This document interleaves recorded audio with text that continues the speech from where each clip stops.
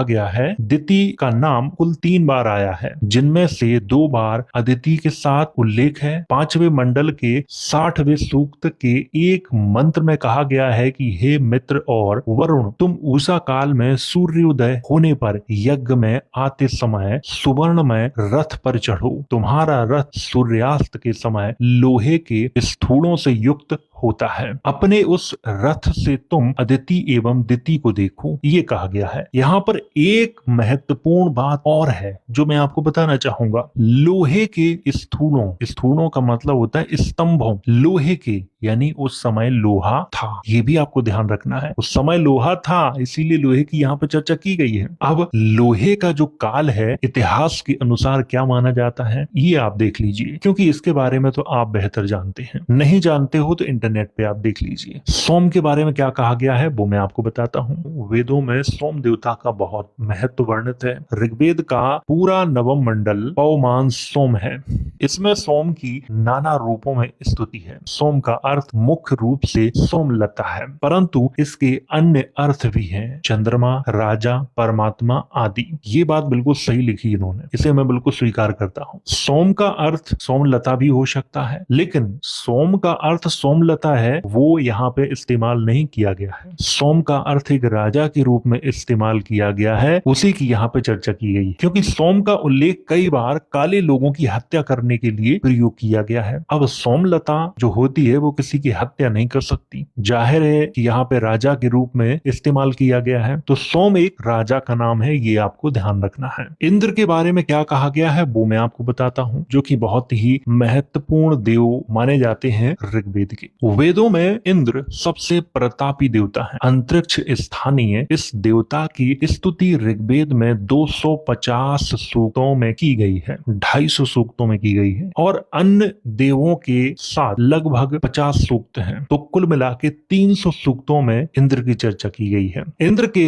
स्वरूप के विषय में विद्वानों में बहुत मतभेद है। कोई इसे युद्ध का, कोई वर्षा का देवता मानता है, कोई इंद्र का अर्थ सूर्य, और कोई उसे प्रबुद्ध मन का देवता मानते हैं। इंद्र प्रकाश का दाता, वृत्त आदि राक्षसों का हंता, वृष्टि का कर्ता, योद्धा, शासक, यज्ञ का अधिष्ठाता, सोमरस का प्रेमी और धार्मिक जनों का उद्धरता है। यहाँ पर इंद्र के बारे में कई चीजें महत्वपूर्ण हैं, इसे समझना होगा। जो लोग ऐसा मानते हैं कि इंद्र का अर्थ प्रबुद्ध मन का देवता है, तो ऐसा नहीं है। ऋग्वेद में इंद्र उस व्यक्ति को कहा गया है जो राक्षसों और असुरों की हत्या करता है, जो बड़े बड़े शहरों को नष्ट करता है, उसे इंद्र कहा गया है। कुछ लोग इंद्र का अर्थ बताते हैं मन की इंद्रियां, जो कि बिल्कुल गलत है। आगे यहाँ पे लिखा है, मैं आपको पढ़ के सुना देता हूँ क्या लिखा है। इंद्र का प्रमुख शत्रु वृत्त यानी वृत्तासुर नाम का एक असुर है, वह वर्षा को रोके हुए है। ये लाइन थोड़ी सी अतिशयोक्ति है, घुमाने के लिए लिखी गई है। इंद्र वज्र के द्वारा उसका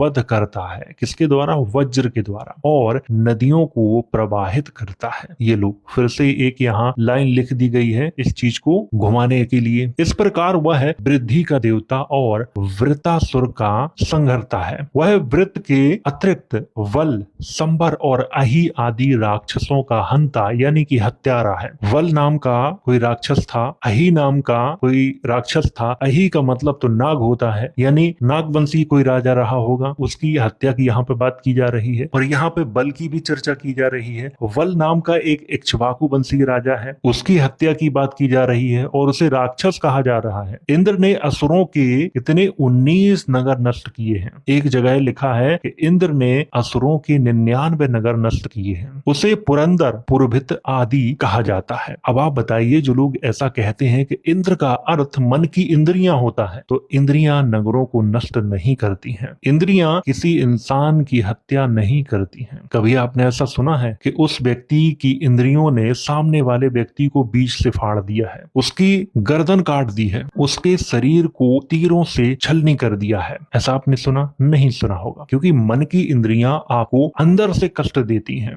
और वो आपको ही देंगी, किसी दूसरे को नहीं। और यहाँ पे दूसरे को मारने की बात की गई है, नगरों को नष्ट करने की बात की गई है। वल, संबर, अही ये राक्षस थे, इनकी हत्या करने की बात की गई है। 19 नगरों को नष्ट करने की बात की गई है। इसीलिए मैं यहाँ पर इंद्र को एक राजा के रूप में मान रहा हूँ, और वो एक राजा थे, एक व्यक्ति थे। यहाँ पर इंद्र को अंतरिक्ष स्थानीय देवता यानी अंतरिक्ष में रहने वाला देवता नहीं, यहीं पृथ्वी पर रहने वाले देवता थे इंद्र। इतना घुमाया है इसमें, एक सामान्य व्यक्ति ऋग्वेद को समझ नहीं सकता। एक लाइन लिख देते हैं, इसके बाद दूसरी लाइन ऐसे घुमाते हैं कि पिछली वाली जो लाइन है वो पूरी तरह से व्यक्ति भूल जाता है। खैर,